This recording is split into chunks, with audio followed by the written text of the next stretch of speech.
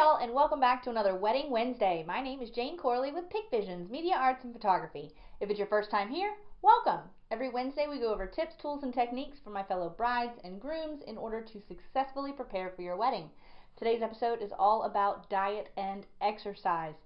Terrible timing, I know. We're right around the holiday season when it's going to be the hardest. But diet and exercise does not have to be stressful. It's all about small choices.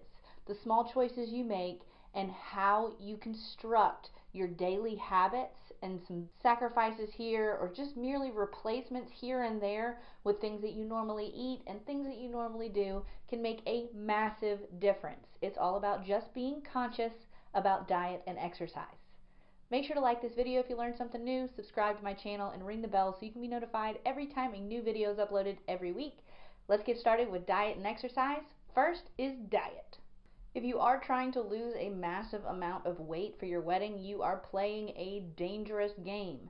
Not only are you going to have to wait till the very last possible moment to order your dress, but if you continue to lose weight afterwards, you're actually going to have to go to additional alterations, which is additional money, and it's additional stress to make sure it gets it just right. So just be mindful about how much weight you are trying to lose, if any, or if you're just trying to tone up before the big day, here's some helpful tips for your diet.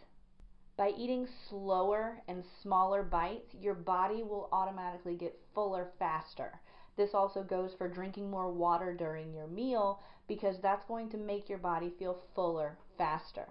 And your portion size.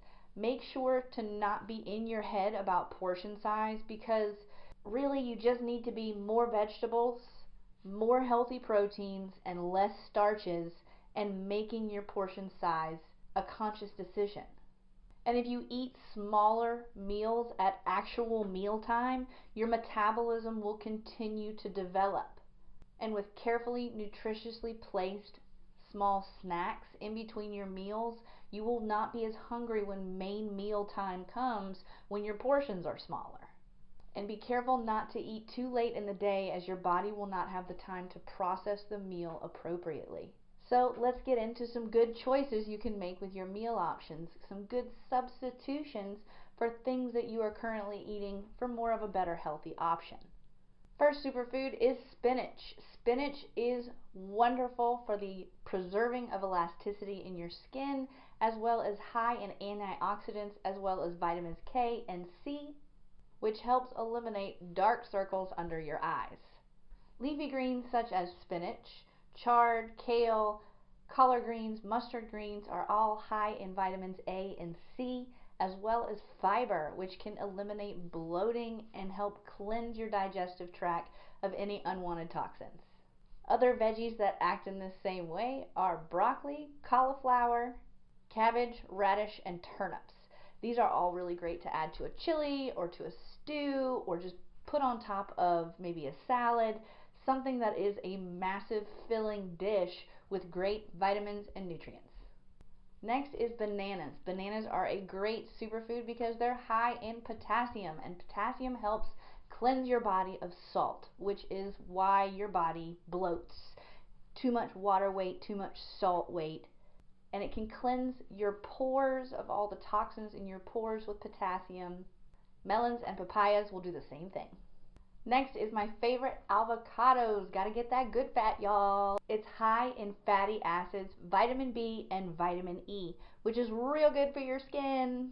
Avocado is also really good for your skin if you make it into a mask. Maybe pair it with honey and brown sugar to make a scrub.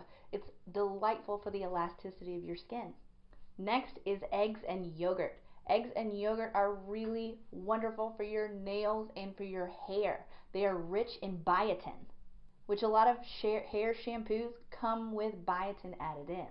And if you have a yogurt that is high in protein like Greek yogurt and mix it in with some natural berries or granola or unsweetened cereal, it makes a delightful treat or even a breakfast option. Try mixing nuts and granola into your yogurts for an added protein boost as well, for pre-workout. Stay away from fruit sweetened yogurt. Opt to add your own berries and fruit in. Fruit sweetened yogurt actually has so much sugar in it that is no longer positively affecting your health. Yogurt is also a really good substitute for those sweet treat cravings after dinner, like ice cream or any of those sweet snackies you just can't do without after dinner for dessert. Yogurt is a fantastic option and it will make you feel fuller. Now, talking about eggs, eggs are an awesome option for breakfast, lunch, or dinner. Eggs are such a versatile protein that you can do so many things with. Breakfast, obviously. Lunch, you can incorporate them into sandwiches, and even just a hard-boiled egg on the side of a salad is awesome. Little salt and pepper and you're good to go, or even just pepper and garlic is delicious on an egg. Eggs are so easy to eat. You can hard boil them, you can scramble them, you can have them over easy, you can have them hard. Whatever your preference for eggs are very versatile. You can have them in egg salad. That's what my husband loves, egg salad. So that was an easy one to incorporate into our diet because we love eggs. The fresher, the better, y'all. Next superfood is berries. Berries are awesome to add to your Greek yogurt. They're great to add to your salads. They're great to just eat for a snack. Maybe mix them up with some nuts and some dark chocolate for a nice little treat substitute. Berries are so wonderful. Blueberries, raspberries, strawberries. Try not to eat only berries for the rest of your life because they're so delicious, because they do have a lot of sugar in them, but it's natural sugar, not artificial sugar. You can include them in a breakfast cereal or even in a smoothie. They're high in fiber, antioxidants, they're naturally sweet, so they'll keep your body cleansed and help fight off sickness. Next is fish. Fish is amazing. Fish like salmon or tuna, those are wonderful for salads. They're great for over brown rice. They're great for on a sandwich for lunch. They're great for breakfast proteins. They're wonderful. Fish is just so delicious. I definitely thought it was going to be difficult for me and my husband to switch from red meat to more of a turkey, chicken, fish diet, but we do miss it on occasion. But knowing that we are cleansing our body or having it just once a month, because we love steaks, we love burgers, we love red meat in my house, but for the sake of our health during our wedding planning period and also after our wedding planning period, we have to limit those red meat intakes. Now, if you don't like seafood, my parents, they don't like seafood, so they have a lot of chicken and turkey in their diet when they're going on diet plans. And you can really get foundered on chicken, really get foundered on turkey. There's only so many things that you can pair and it just not taste like mush in your mouth. You have to get creative with the pairings and the materials that you pair with your food to make it exciting. Add those different flavor profiles and really shake it up every once in a while. Next is nuts. Nuts are a wonderful source of protein and are great for a snack. Mix them in with your salads or have them for just a quick pop in the afternoon for an extra protein boost, something to give you a little more energy rather than a cup of coffee or an energy drink that is loaded with sugars. Like I said, it's all about choices, and nuts are a great superfood. This leads me into your legumes, your beans, y'all. Have your beans, amazing protein, garbanzo beans, black beans, chili beans, kidney beans, any kind of beans that you can possibly get your hands on. Beans are awesome. They are great for fiber and an extra boost of plant-based protein. Pairing them with a celery, carrots, and a vinaigrette for a snack is going to leave you just as full as if you had an entire meal, but it's going to be healthier for you. It's all about the choices you make while you are dieting. You don't have to live in these constraints of I'm not allowed to have this or I'm not allowed to have that. Make better choices. Just make better choices. One thing I will say is if you are a big hummus eater or if you like the flavor of hummus, I would encourage you to try to make your own hummus. The hummus that you find on the shelves at the grocery store have so many preservatives and additives in them to keep them of a longer shelf life so that they have more life in the grocery stores. That stuff can pollute your system, not just your skin, not just your nails, but inside your system. That bloated feeling, that is all about those additives that are in your food. So like I said earlier, the fresher, the better. Next is olive oil. Olive oil is rich in vitamin E. It can help prevent heart disease as well as being a great substitute for butter and salad dressing. Now let's talk about whole grains, y'all. Whole grains was a really hard one for me and my household to give up because we love bread. Love bread, every kind of bread we could possibly get our hands on, but as my husband calls it, eat more rock bread. Something that's got a little texture and a few other seeds and stones in it, if you know what I mean. Something with a little bit of tooth to it. Whole grains will help keep your body clean and cleansed with so much fiber. And with the availability of wheat pastas, brown rice, and quinoa as substitutes to the other options, it's not going to taste exactly like a normal angel hail pasta or white rice, of course, but pairing those flavors with different spices that go better with those flavors will not only expand your cooking knowledge, but you will be able to eat healthier and it will taste better. It's all about the choices you make, y'all. The small little choices, the little substitutions you make. You don't have to go on a strict diet. Just small changes in your everyday life. Last and final superfood I can suggest is tomatoes. We love tomatoes, y'all. Fresh tomatoes, we always kind of have a source of fresh tomatoes, somebody who grows tomatoes somewhere in our circle of friends that we get so many fresh tomatoes. Fresh tomatoes are delicious, especially paired with avocados, maybe on a wheat toast. That is delicious. I like to almost make a little chutney out of tomatoes and avocados and onions, and just it spices up so many different cooking options, cooking with tomatoes. I'm not talking about ketchup, y'all, and I hope that you guys are laughing right now because ketchup is not tomatoes. There is so much sugar in ketchup that it is actually no longer should be classified as tomato sauce. It's sugar sauce. Be mindful of what is in the pre-made sauces you get in the store, and I encourage you to flex your creative culinary muscles and try to make your own homemade sauces. Food to stay away from: fries, chips, anything that is fried, because that is not going to leave you satisfied in any kind of way. You're just going to continue to be hungry and you're going to be miserable the next day when all those toxins are busy polluting your system. Sugary drinks like sodas, do not live off sodas. Y'all, it's called water. It's clear liquid. Drink water. My husband actually has just gotten in the habit of actually putting fresh fruit in his water as kind of a little excitement. Even having a little seltzer water or just something that is an alternative to sugary soda drinks. This also goes along with fruit juices. Fruit juices that are bottled and made in a store, even though yes, they probably have 100% fruit juice, take a look at their sugars. Instead of drinking fruit juice, eat a piece of fruit. There's more fiber in that piece of fruit that just gets lost with the process of actually turning it into juice. You are taking a whole mess of the dietary nutrition out of a piece of fruit by turning it into a juice. So eat fruit and stay away from sugary drinks. Candy, pastry, ice cream, cookies, cakes, whatever you want to call it.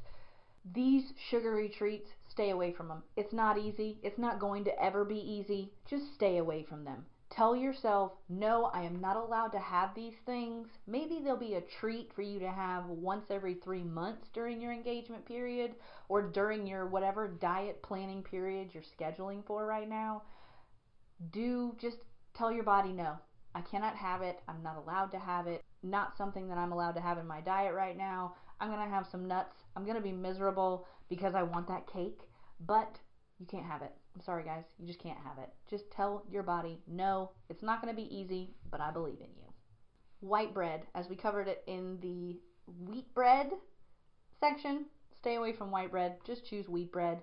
Even wheat English muffins, those are a good alternative to maybe bagels. If you're a bagel person, I'm a massive bagel person, and the Egg McMuffin train we haven't quite jumped on yet, but Egg McMuffins, they're a healthy alternative Let's talk about pizza, y'all. We love pizza. We actually get pizza probably about once a week because we have a going out night that we are actually in a bowling league, and every Tuesday night we go and get pizza. But you can go and get pizza, just be mindful of what you are getting. And if you're somebody who likes a lot of really like heavy meats on your pizza, I would encourage you to try to make your pizza at home. There's a lot of really wonderful pizza recipes for making your own crust, making your own sauce, different cheeses to choose from, as well as other alternatives for toppings. Just some really great choices for a healthier alternative for pizza. But if you are going out to get pizza, think thin crust, light sauce, light cheese, and vegetables. And stay away from the processed meats. If you do want meat on your pizza, try a chicken. Most pizza places do have chicken for a pizza topping, so chicken and spinach and tomatoes, it sounds delicious. Just make different choices. Thin crust though, to keep that bread down. Another very difficult one for us was sugary coffee drinks. I have to have my coffee in the morning. You can always switch to tea, but as a coffee drinker, I feel like that's blasphemy. You gotta have your coffee. So try almond milk instead of whole milk for a milk alternative, so you're not drinking that heavy cream. Coconut milk, there's tons of other milk options in the gluten-free world we live in. I'm not one of those people. I'm not gonna lie to you. I could not live gluten-free. I love having bread and cheese and just having other options, but I make exceptions and make decisions in different ways so that I'm not as big as a house. Sugary coffee drinks, if you are a coffee drinker, try to get as close to black as you can. Don't add all that artificial sugar, not even brown sugar or honey. Try an artificial sweetener. I'm not a huge fan of them if you have to have them, like a Splenda or just whatever your flavor is. Have an alternative to the sugar.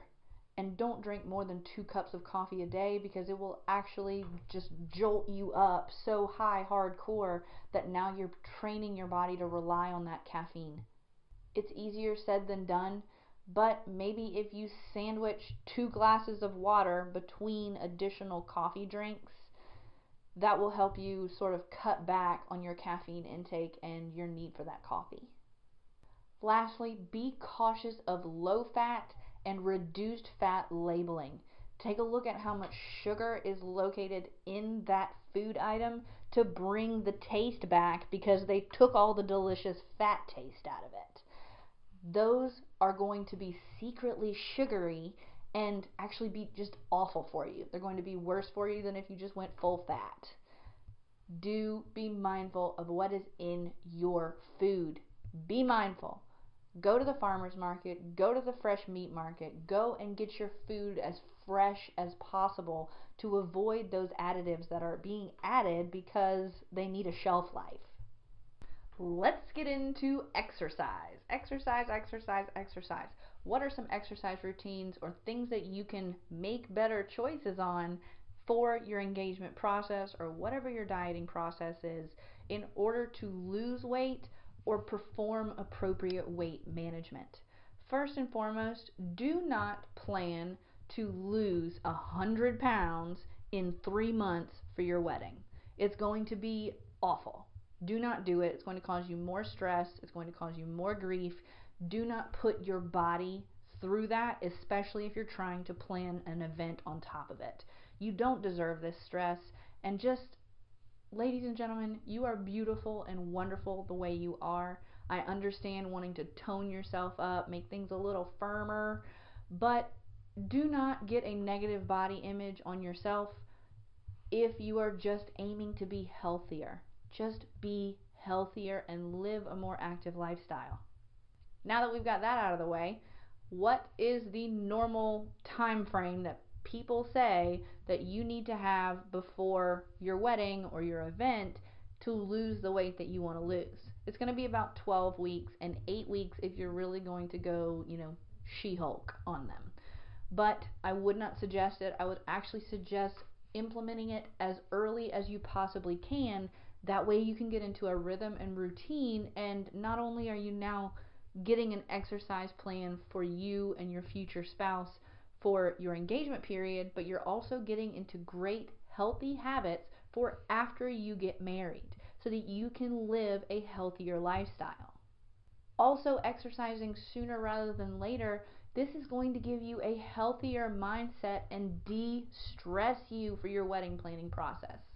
It's going to give you a clearer mind and body and have you be able to take time to take care of yourself and for you and your future spouse to really get healthy and start your wedding, your marriage, whatever you're progressing towards, on a healthy and positive note. My first tip for exercise is to identify any parts of your body that you're wanting to firm up. So are you having a sweetheart neckline and you need to get your, this area and this area a little tighter? Are you having to trim down your belly because you're trying to fit in your suit vest? Pick out areas that you need a little extra attention on and make those priorities on certain days of your exercises. So mix it in with your cardio, mix it in with your resistance, mix it in with your lifting weights, mix it in a little heavier with those certain parts of your body so that you can get them looking and toned the way that you want them before the big day. Do not eat. I should have put this one in diet, but while you are exercising and going through your routine, don't just think my body will be fine without the fuel. I don't need to eat and risk putting that extra weight on my body. First of all, that is very unhealthy, so don't think that way. Please, please, please don't think that way. Give your body the fuel to burn the fat off of your body because you don't want it to consume the muscles you are building. That's very unhealthy for your body. Some great options for if you are not a member of a gym or do not have the time, money, or space in your life to have a personal trainer. Cardio, running outside is free. Riding your bike outside is free. Swimming, if you have a neighborhood pool or somebody that you know has a pool, spending time in the water. I know it's not just for old people, y'all. Water aerobics is amazing. This is also a really great form of meditation because it forces you to be alone and in your own head so you can actually process through different parts of your engagement period and really just get those to-do lists really thought through, planned through, and executed seamlessly because you have this time to mentally prepare your brain through meditation. And if you're stressed, boxing is a wonderful stress reliever as well as a wonderful form of cardio. There's also wonderful Pilates and yoga routines that you can get straight off Pinterest or just online or even on YouTube. Great meditation practices and ways to elongate and stretch your body, which actually builds muscle. There's so many 30 days to lose 10 pounds.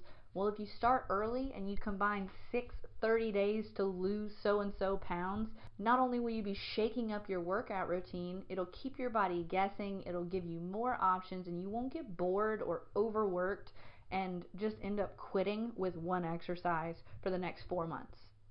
Getting a personal trainer for even once a month to keep you structured along on a workout routine and help you make better choices of certain exercises to fit your body and frame. But a workout buddy like your future spouse and a workout buddy like maybe your maid of honor or one of your other bridesmaids or one of your other groomsmen to really help more people in your life become healthier and happier. Some great small choices that you can make with exercise in your life is always take the stairs. Even if you live on the 4th or 5th floor and your habit every day is to take the elevator, take the stairs. Try taking the stairs at least 3 out of 5 days a week. Take the stairs. Park in the opposite part of the parking lot. So you have to be forced to walk to your car and walk away from your car. If you have a sedentary job, so one where you sit in a chair all day long, maybe on a computer or doing hands-on materials, whatever your job is, if it is sedentary and you do not get up from your chair every once in a while, it's not only going to harm your circulation in your body, which is going to affect your heart, but it's also going to positively help your state of mind to get up, get moving, and just see the sunshine or see people interact with something other than your computer screen and your desk. So get up, walk around every 45 minutes, even every hour, just for 5 minutes. Take a lap around your floor, whatever you need to do to get up and get moving. Lastly, I cannot stress it enough, drink water. Drink water like it's your job. Drink water. Most importantly with diet and exercise is to do what fits your routine.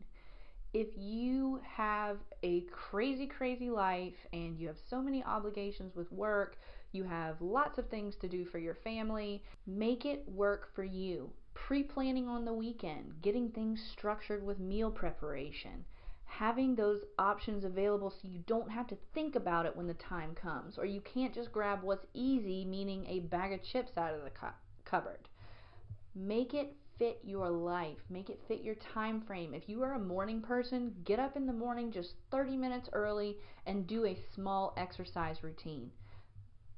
If you are more of a nighttime person, take advantage of the space between work and dinner or supper if you're here in the South. Make it work for you and for your schedule. But when you find a schedule that works for you, works for your future spouse and you, or works for you and your friends who's working out with you, stick to it. Put it on your calendar, make it part of your day, and do not waver from it. Find what works for you and make the time to make it happen. You deserve it. So I do hope this video was helpful on proper diet and exercise tips, tricks, and techniques to implement during your engagement period. If you have any other questions or concerns or anything that you found has worked for you during your engagement planning process or any weight loss planning process, leave it in the comments below. Help your fellow brides and YouTube viewers out. Can't wait to see you guys next time when we talk about hair and skin preparation for your engagement period. It's going to go along with the same lines with diet and exercise. That's why we did this video first. But be conscious of your diet and exercise, your skin and hair. I will be covering next week. Looking forward to seeing you guys next time. I'm Jane Corley with Pick Visions, Media Arts and Photography. Make sure to like this video if you learned something new, subscribe and ring the bell if you have not done so already. See you next time, guys.